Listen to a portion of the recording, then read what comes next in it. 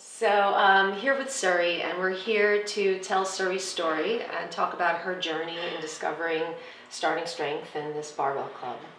So one of the things that I really think is important to talk about is why it's important for you to be strong. Because most women are under the impression that working out is for becoming their smallest self. And in our program, what we do is we encourage the women to become strong and physically capable, because everybody has a different reason for training. And I thought that your story was one of the most touching and most valuable in our barbell gym. And I've always been inspired by you and the way that you apply yourself to this program and how you live your life and the things you do for your children and the things you do at work has always been so special to me, and I just really wanted to tell your story. So let's start from the beginning and what you were doing in the past for exercise and how you stumbled across this program. And So I got into barbell training probably about 7 years ago, and I loved it, but I was always hurting myself.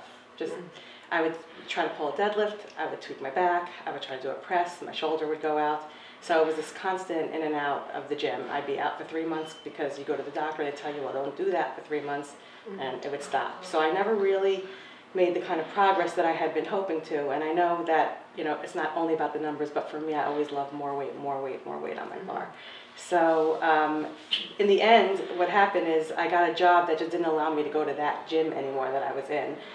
It was too far of a commute, and my husband said, try that Ina place in Woodmere. So I came in the first day, and you were doing, I did try it, and you were doing a cardio class, and I came right up to you and I said, it's a nice class, but it's not really what I'm looking for. I'm really looking, to get stronger, and I told you my reasons why, and you opened up this other special room where you had your barbell training going, and I think I probably was the second group in, and I've been doing it ever since. Tell me what you do for work so that everybody... Oh, so I'm a speech therapist for the New York City Board of Ed in East Harlem, and I work with the most severely disabled, most needy population.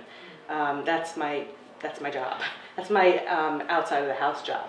My inside of the house job is that I have 2 disabled sons myself, and that's why I pursued strength training in general to begin with, because my kids are now 21 and 19. Particularly my young son has more medical issues and needs to be helped a lot. Helped in the bathroom, helped in the shower. And as he was getting bigger, I just know I always have to be stronger than him because I want to be the one taking care of him. So the fact that I kept hurting myself before was really impeding my ability not just to put more weight on the bar, but also in my everyday life, to help my sons. Yeah. So when I started working out here, the most notable thing was that I wasn't hurting myself anymore. I was still able to work out, and I don't get a lot of sleep. I have an enormous amount of stress, and those things are normally things that keep people from going to the gym, but for some reason with starting strength, with this gym, I can still always come back. I can have a really bad night and I can come in and somehow you tweak the program to make it work for me. That I feel like I got a really good work in. It wasn't just someone feeling bad and saying, okay, hold this 5-pound weight, go to the back of the class. No, you're still your full workout, doing everything you need to do. And it doesn't matter if you're hurt, and it doesn't matter if you're tired, there's still a way to be able to train. Yeah. And then even when and then bonus is, even if you do ever hurt yourself in your life, there are people who do physical therapy through barbell training. So you don't really ever have to stop. Like at that time when I had a shoulder impingement, you just sent me to John, and he just did physical therapy through barbell training, and it was just never, it was seamless. I never had to take a break. Yeah. So I really need that. I need that for my strength, because I really need to build my strength up for my boys. But I also need it for myself, because from the perspective of being a mom with all this stress, I really need an outlet.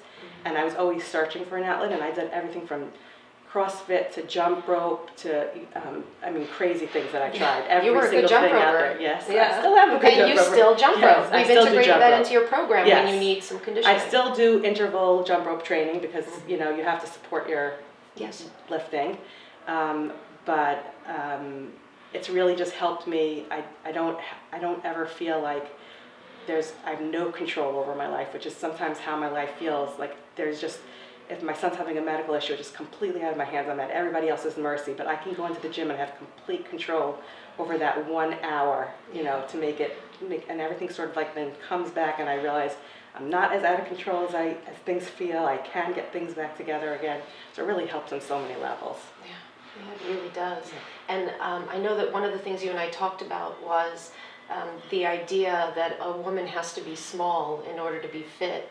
And for you, that's always been, you know, something that you didn't really pay attention to, because you needed to be strong, but you needed to be fit. And actually, you've lost some notches on your weightlifting belt. Oh, yes. So I date it when I lose a hold. So the last hold that I lost was this past summer, 9-2. It was right after my 2 months training with Ian in the summer. I reached my 305 squat, and my hole went down 2 notches that summer. Nice. The other thing about exercising, and it's what makes, you know, I was a really teeny tiny person growing up. I was never heavy. I literally say that autism made me fat, because the year that both of my sons got diagnosed, I gained 50 pounds in that 1 year. I had been 120 pounds before that. I mean, a really small person who never had to watch what they eat. And it was literally the stress and the not sleeping that made that weight come on. And that was in my 20s, and I've struggled ever since then to get the weight off. And that's, you know, at the beginning, you just, you know, you hire a nutritionist so you can get skinnier. You starve yourself so you can get skinnier. You do tons of cardio so you can get skinnier. You just keep thinking that it'll be better if you get skinnier. And at some point I realized, like, you know, this stress is not going to go away. I'm probably not going to be sleeping well. The weight is going to stay just for those reasons. I actually have, you know, an eating program, Eat to Perform, that I do now. And they've showed me with data that they take based on my Fitbit data and everything, that for me, when I'm under stress, my weight is just going to go up. It doesn't matter how well I'm eating. It doesn't matter that I make good macro choices. It really is irrelevant. My stress and my sleep makes me heavy. Yeah, and actually getting stronger helped you lose weight. Right. So I decided I really have to change my mindset, and I have to work on getting stronger and not worry so much about getting skinnier. And that sort of was where my whole weight training journey came, because everything about weightlifting is to be more.